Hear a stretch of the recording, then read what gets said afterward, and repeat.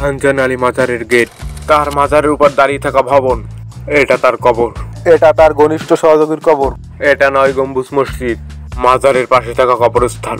খানজান আলী মাজারের সুবিশাল দিঘি, এটা সেই প্রাচীনতম ঘাট যেটা এখন সংরক্ষণের জন্য টাইলস দিয়ে বাঁধানো। So let's go, welcome to Khanjan Ali মাজার।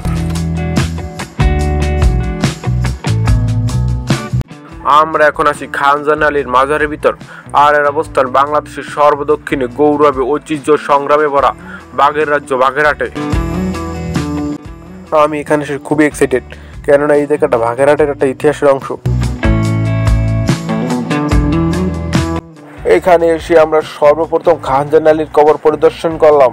দৃষ্টিনন্দন কারুকার্য ও নকশা দিয়ে বাঁধানো এই বাগেরহাটের সিংহপুরুষের কবর, যিনি সুন্দরবনের বুক চির খলিফাবাদ প্রতিষ্ঠা করেন এবং তিনি আধুনিক খলিফাবাদের প্রতিষ্ঠাতা, যা পরে বাগেরহাট নামে নামকরণ করা হয়। খানজাহান আলীর সম্পূর্ণ নাম হলো খানুল আজম উগুল খান জাহান এবং তার উপাধি ছিল খান-ই আজম, যেটা তিনি দিল্লি সুলতানাদের কাছ থেকে পান। তার সম্মিলিত নামের মিশ্রণে তিনি খানজাহান আলী নামেই বেশি পরিচিতি লাভ করেন। তিনি তার জীবনে 7 গম্বুজ, 9 গম্বুজ, চুনাখোলা ও সিঙ্গারদার মসজিদ সহ অসংখ্য মসজিদ নির্মাণ করেন ও দিঘি খনন করেন। তার সমাধিঘরের বাইরে তার এক ঘনিষ্ঠ সহযোগীর কবর ঠিক তার কবরের মতনই বাঁধানো।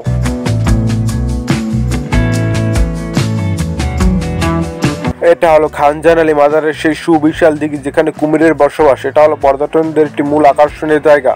এখানে প্রতি বছর হাজার হাজার পর্যটকরা ছুটে আসে শুধু দিঘির বিশালতা উপভোগ করতে, কুমিরের দেখা পেতে।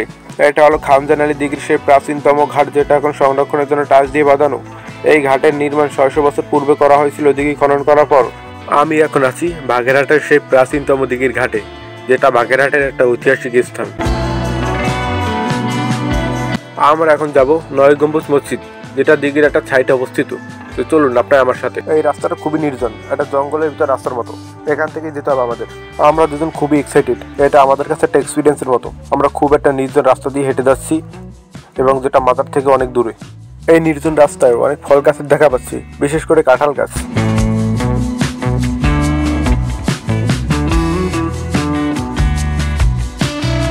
আমরা অবশেষে চলে আসলাম আমাদের সেই কাঙ্ক্ষিত 9 গম্বুজ মসজিদে।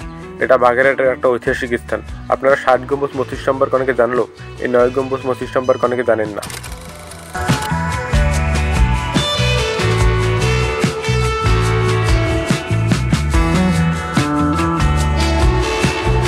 এই মসজিদটি নির্জন একটি জায়গায়, আশপাশে জনশূন্য একটি পরিবেশ।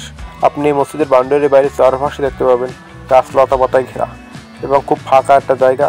আর এখানে পর্যটকদের আনাগোনাও খুবই কম রয়েছে। আপনি সব মিলিয়ে বলতে পারেন গ্রামীণ একটি পরিবেশ।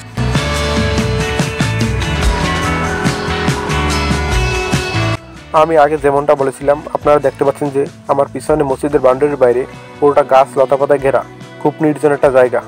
আমরা এখন চলে যাচ্ছি, কিন্তু যাচ্ছি না, থাকছি আপনাদের মাঝে। আপনারা আমাদের সাথে থাকুন আমাদের চ্যানেলটি সাবস্ক্রাইব করে। ধন্যবাদ সবাইকে।